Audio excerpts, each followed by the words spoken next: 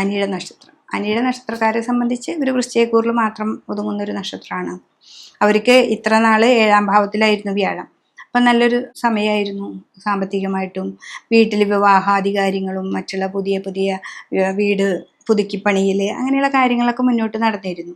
അപ്പോൾ അങ്ങനെയുള്ള കാര്യങ്ങളിലേക്ക് പോകുമ്പോൾ പിന്നെ 4ാം ഭാവത്തിൽ അവർക്ക് ശനിയുണ്ട്.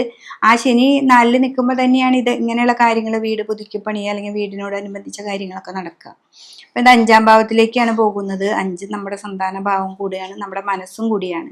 അപ്പം നമ്മുടെ മനസ്സിനെ അലട്ടുന്ന പല പ്രതിസന്ധികളും നമുക്ക് ഉണ്ടാവാം. നമ്മുടെ സന്താനങ്ങളെ കുറിച്ചിട്ടുണ്ടാവാം, വിവാഹം കഴിച്ചിട്ടുണ്ടാവുന്ന പ്രശ്നം, അല്ലെങ്കിൽ നമുക്ക് വിദേശ പഠനത്തിന് സാമ്പത്തികമായിട്ട് ബ്ലോക്ക് വരുന്നത്, ഇതിനൊക്കെ മാറ്റം വരുത്താനായിട്ട് നമുക്ക് വിഷ്ണുവിനെ നന്നായിട്ട് പ്രാർത്ഥിക്കുക. ശിവക്ഷേത്രത്തിൽ മുൻവിളക്ക് ധാര കൊടുക്കുക, രുദ്രാഭിഷേകം കൊടുക്കുക.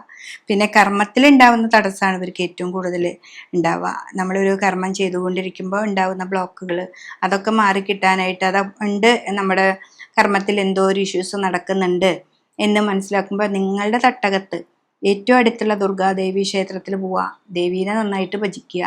പിന്നെ ദേവിക്ക് പറ്റത്തക്ക വഴിപാട് ഈ ജയദുർഗയാണ് ഈ കർമ്മത്തിൽ എന്ത് തടസ്സം മാറാനും. അതൊരു 7 ദിവസം അടുപ്പിച്ച് ആ പൂജ ചെയ്യുക, ജയദുർഗാ മന്ത്രം കൊണ്ട് കർമ്മം ചെയ്യുക. ഇതാണ് അനിഴ നക്ഷത്രക്കാരെ വൃശ്ചികക്കൂറിലുള്ളവർ പറയാനുള്ളത്.